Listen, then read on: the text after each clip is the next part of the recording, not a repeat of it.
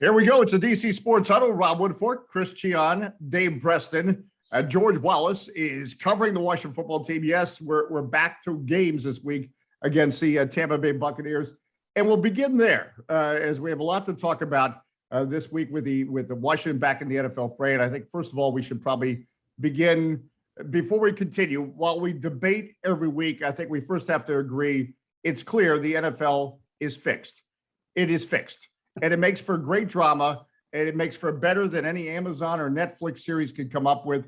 But when you have the Cowboys with Dak Prescott lose the way they did to the 49ers, and the Cardinals win, my goodness gracious, with Colt McCoy, I was doing a sobriety check. I was reading that. But when Jacksonville beat Buffalo, I said, that's it. This league is fixed. It's all done for ratings and drama. And it's very successful, the NFL. So while we debate what's going on, this league is fixed. Now that we got that out of the way, let's talk about this Washington football team. Something and I'll just begin before I'll start with you, Christian, with a quote as Ron Rivera was talking about maturity issues. And it was kind of calmly mentioned. It was not calling out anybody, but it was a quote after, Monday, I believe, when obviously he talked. And my takeaway was that it was probably the worst thing that could happen for a young football team is make the playoffs last year. And they started to believe some of their success, and that impacted their preparation and their mental state going into this season. The response to that is a 2-6 start. Doesn't mean it can't be corrected, but he hinted that once you stray from your focus on football, often this league is very humbling. With that, I'll go to you, Christian. Yeah, Dave. And if you had made that argument with me last year, I would have totally disagreed with you. I mean, making the playoffs is what you play for, no doubt about it. But it did heighten expectations, which they are certainly falling short on. And it always comes back to the defense. But now, they don't even have a off the bye. They've got to take on Tampa Bay, another team who is off a bye as well. Fully healthy defense for the most part, maybe some nicked up players in the secondary, but it just doesn't get any easier for Taylor Heineke and crew, who I guess is still going to be under center for the foreseeable future. There's just not a lot of hope right now with this organization, I would say. They're just dealing with so many things off the field this year. And now it's the Dallas Cowboys taking over probably the NFC East. So, yeah, I have no sort of hope for them going into this game against the Buccaneers. I think they lose by at least 2 touchdowns. Okay, now that we've started the pep rally, go to you, Dave Preston. This is what we're getting this year. And yes, they went 7-9 last season. They beat a lot of bad quarterbacks or backup quarterbacks, guys who wouldn't be playing there normally under perfect circumstances. They come out of the bye week this season 2-6. I'm not positive although my preseason pick of 8-7-2 really looks ridiculous right now. So as opposed, the two tests didn't look slow enough. Yeah, I know. Now what do I do? 5-11-1? Seriously, if we could re-rack. I think we're going to learn a lot about this team over the next couple months, just because you're going to see perhaps a change of quarterback. We're already going to have the third kicker for the Burgundy and Gold this season, with Joey Sly making his way to Ashburn. And there's not a lot of optimism, because you thought that the defense was going to carry this team. They haven't. They're last in the league at getting off the field on third down, last in the league at defending the pass. Guess who's the number 1 passing team in the NFL? It's Tampa Bay. They also score the most points per game. They're second in moving the chains. This game Sunday could get ugly, but as we've learned, if there's anything that we've learned about the NFL on a weekly basis, is that it is a week-to-week league. It is a snapshot league, where very often you'll see a Jacksonville come from out of nowhere and beat Buffalo at home. You'll see a Denver go into Dallas and somehow beat the Cowboys, when everyone's saying that Dallas is the best team in the NFC East. So I'm not optimistic, but stranger things have happened on a Sunday. I just don't think – I think there's going to be a protracted slide coming out of this bye week, but I wouldn't be surprised to be 1 week from today saying, hey, that was the dead cat bounce. There's always a dead cat bounce. The Nationals had that bounce the week end after the trade deadline where they took 2 of 3 from the Cubs, and then they just lost consistently for the rest of the season. So I don't think you can have a dead cat bounce against Tom Brady, though. All right, and so we don't get in trouble. Let's clear up that was just he was metaphorically speaking. There's no such thing as a real dead cat bounce. We do not. No. It's the no, it's just, a cat falls from a window and it bounces, and you think, oh, the cat's alive. No, the cat fell to the pavement.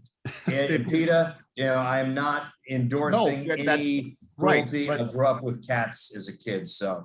Right. Well, that explains a lot too. And now I'm in trouble for saying that. It's a phrase. That's, right. And by the way, who knew Northern Virginia was such a hot? First of all, Joe Yasserov, a great sports producer, had the great line that he tweeted out yesterday. Another sly move by the Washington football team. And yes, that was good. Nice. Yeah, he is so good. But who knew Northern Virginia was such a hotbed of kickers? Either that or the Washington football team, the falling attendance. They're trying to cut expenses and they don't want to bring a kicker in from outside the Beltway. I don't know which it is. Rob Woodfork, let's continue this discussion. We can't solve anything, but what's your take right now? Yeah, and also these kickers have you can get easy puns out of the names of these kickers too. So that's an added bonus right there. But yeah, I just to kind of piggyback off what Dave was talking about. This really isn't any given Sunday sort of league. So I don't think I would be too surprised if Washington pulled off a victory here, because remember, they played them the best in the playoffs last year. They were the only team that didn't get the doors blown off them by Tennessee in the postseason. So to me, this might just be the kind of matchup that, Washington might be able to take advantage of if they took, if they were able to get in some quality work there over the bye. It's a little bit disturbing to me that Ron Rivera, and perhaps out of frustration over his team's 4-game losing skid, was talking about having them practice during the bye week and then sort of backed off that. So I would have liked to have seen him crack the whip on him a little bit, but that's just me. Just looking at the long-term outlook, even if they are able to beat Tampa Bay, this is a team that doesn't particularly play well against losing teams either, because it would be total Washington if they beat Tampa Bay and then get swept by the Eagles or lose to the Giants in the last game of the year, because they're supposed to be better than those teams. And I think the biggest problem, and this is why I don't have a very positive outlook for them moving forward. As I said in my NFL midseason report on WTOP.com, I only see Washington winning 3 more games down the stretch. And that would put them at 5-12. And if the old ball coach thinks 5-11 isn't very good, 5-12 is decidedly worse. But the reason being, they don't do any one thing well. Anytime they've made the playoffs, you look last year, they were good defensively. You look at the 1999 team, and I'm old enough to remember that team. They were really good offensively, even though they were bad on defense. They don't do one thing really well. The Joe Gibbs teams were very good defensively.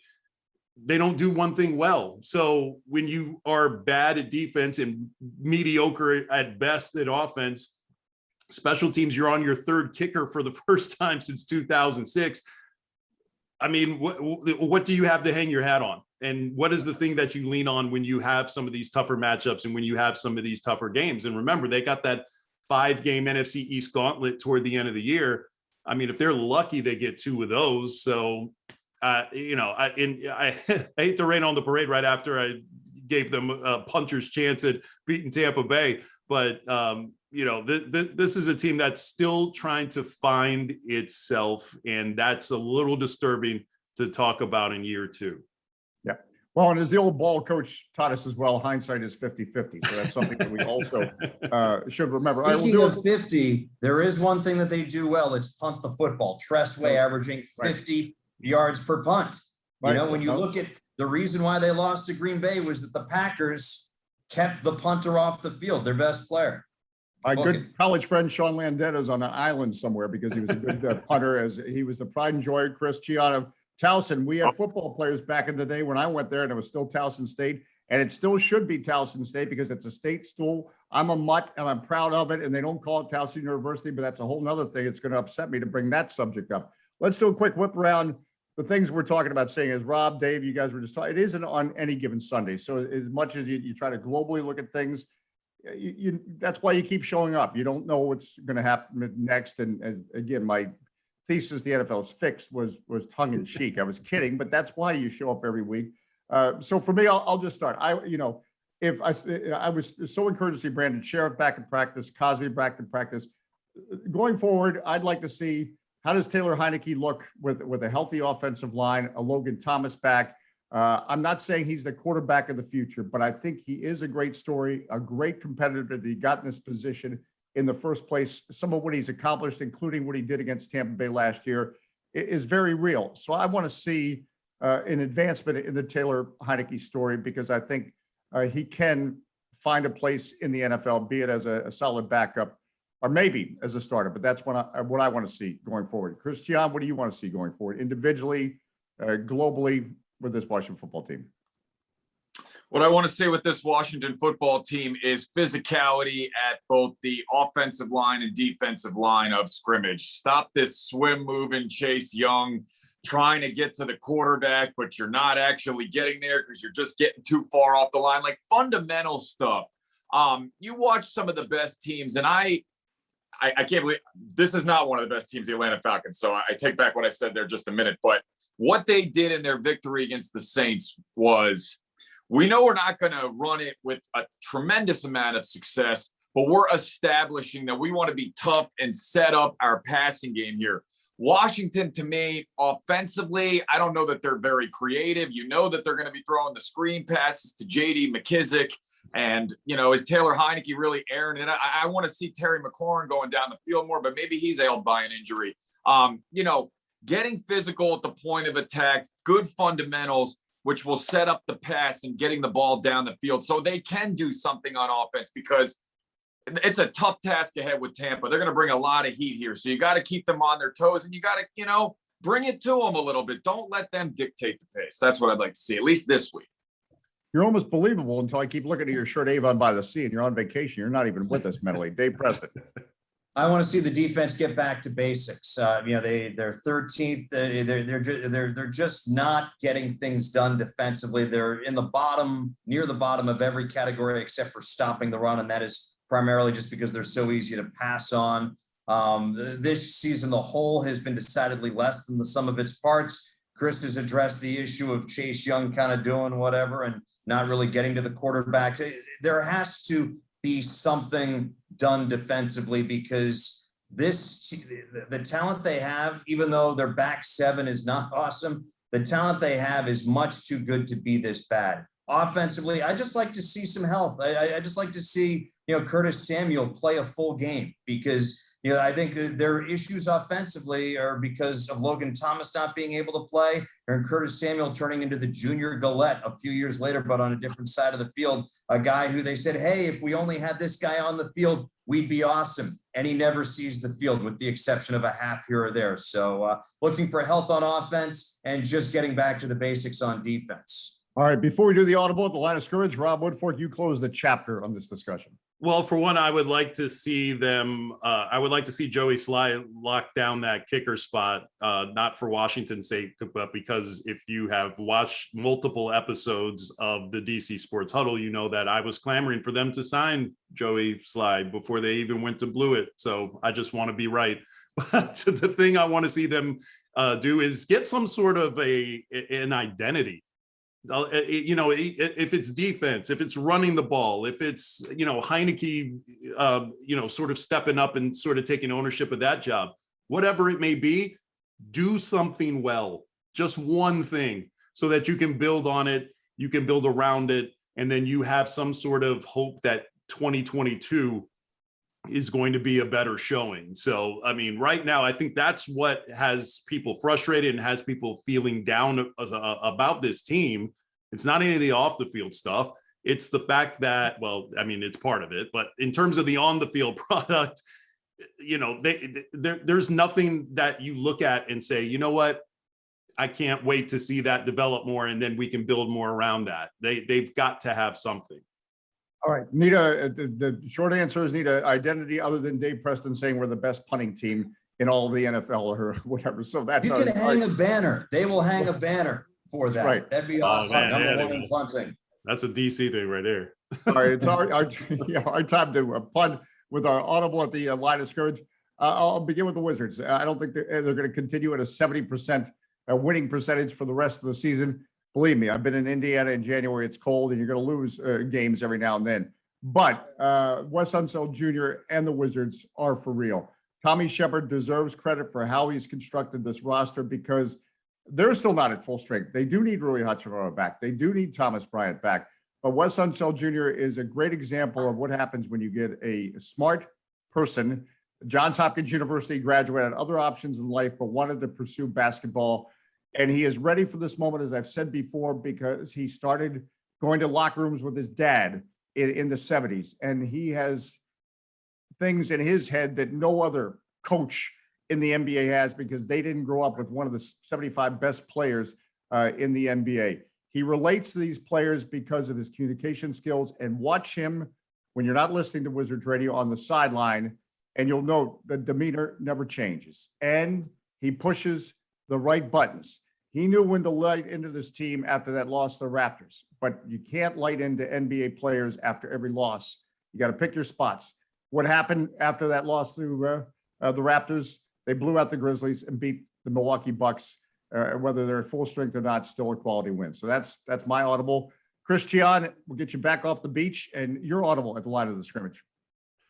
You guys are going to be a little bit surprised on this one, but being that we are in Washington, D.C., where sports gambling is legal, and that is my job at the moment, a game that I have been looking at all week is the Jacksonville Jaguars taking on the Indianapolis Colts. Now, the Jags beating the Bills was, Dave, you mentioned it in the precursor to the show here, wild, absolutely stunning. Nobody called that. And to me, Trevor Lawrence, no, he's not absolutely, lighting it up stat-wise or anything like that. But, I watched this guy at Clemson. He was one of the best college quarterbacks in my, memory here outside of like Tim Tebow and Cam Newton and those guys. Trevor Lawrence certainly fits that bill. And now they're 2-6, same record as the Washington football team. How about that? Getting 10 points against the Jaguars, please. I kind of think that defensively they're doing some good stuff. Rudy Ford had himself a nice day on that side of the field. So, give me the Jags getting double-digit points. That's my audible this week. And again, your show we can find on Monumental Network is called By the Book. Yes, Monumental Network. Thursday, 5 p.m. Eastern. We'll lead you up to kickoff in Ravens-Dolphins Thursday night. We'll see how that goes. I think Baltimore absolutely smashes Miami. Right. In fact, I'm not short sure. week on the road. Yeah. Dolphins are Okay. I think you just took the money line or something. All right, By Dave the way, Preston. that Buffalo Jags game, that was what, the biggest upset in terms of the spread in like 20 some odd years. I mean, that's insane. That's insane. But I think Chris has a great point. I think the Jaguars, you're going to be able to get great value getting big numbers from the Jags because they're not good. So you're going to consistently, they're going to lose by 10, but you're going to, get 14, so I think he's got a good point there. My audible at the line of scrimmage. I know it's opening weekend of a week of college basketball. All of our previews are up on the sports page at WTOP.com. I'm going to take a page from last week. James Madison is moving from FCS to FBS. They're going to leave the CAA behind. A little bittersweet about that. Sometimes bigger isn't always better. And I think for they get one more November at least for us to enjoy what is really probably, in my opinion, the best FCS conference, maybe the best local league. When you look at competitiveness in college football, the CAA. It's the FCS, but you've got schools that have competed and have reached the Final Four in the last 20 years, from Richmond, who's won a national championship, to William and Mary, who's competed. Towson has, I think, played for a national championship, and James Madison has won a pair. It's a great league to follow, great local rivalries. I'll be focused on that the next couple of weeks as the Dukes duke it out with everybody else before they move on. I see what you Towson doesn't stand a chance, so they go back to Towson State. I'm going on record for that. It is Towson State. It is a state school. You can go there when I went for $10,000 for 4 years. You can either get an education or a bad car, one or the other. So until they go back to Towson State, no chance. All right, Rob Woodfork, you're audible. I can actually kind of relate to that, but not in a good way. When I went to Oakwood University, it was actually just Oakwood College. So I still call it Oakwood College because that just feels better, even though university is something you strive for. But I'm actually going back to the NFL. We need to give Mike Tomlin his flowers. I feel like he doesn't get enough. This past week, he got to win number 150. He was the fourth fastest coach to do that. He passed Bill Cowher, who's in the Hall of Fame now, for the second most wins in that franchise's history. And that means a lot because they've only had 3 coaches since 1970, which is just mind-boggling considering how coaches are hired to be fired in the NFL. But I mean, just a couple of weeks ago, people asking him about taking college jobs. I mean, just when you would never ask Andy Reid that question, you would never ask Sean Payton that question, as Tomlin himself pointed out in that press conference. So I just feel like he's not getting the respect that he deserves. Yes, he works for a very, probably the most stable organization in all of sports, but the guy's never had a losing season. That's something that Bill Cowher and Chuck Noll can't say. He's about to set the record. If they have a winning record this year, he'll have the most consecutive non-losing seasons in league history. So it's time to start mentioning him alongside a Bill Belichick, who, by the way, still hasn't had a winning record without Tom Brady. That we need to consider Tomlin one of the best, if not the best, coach in the NFL. No, and that's exactly right. And that's why the question about would he try a college job here or there is absolutely insulting, because in the NFL, where the design is you're supposed to have a losing record every 4 years, whether it's through injuries or because they're recycling through the draft and that type of thing, and they don't reward you if you have success. You have low draft picks. You're almost designed to have losing seasons, and he hasn't. And that's quite as it's kept. Steelers haven't had a lot of great drafts in recent years. So, I mean, he's doing more with less, and that's what a coach is supposed. That's what the elite coaches are supposed to do. And it's high time. We've never had a black coach in the NFL that has been widely considered the best, and I think he's the one who should carry that mantle at this point. Well, he's certainly continues to move in that direction. Maybe already deserves to have that honor when you consider some of the facts. I'd put him doing more with less. that doing more with less. That's our motto. We already lost one host, Dave Preston. George Wallace was too busy, so we're trying to do more with less. And we appreciate you doing more with us each week on the DC Sports Huddle. We'll see you next week. Break.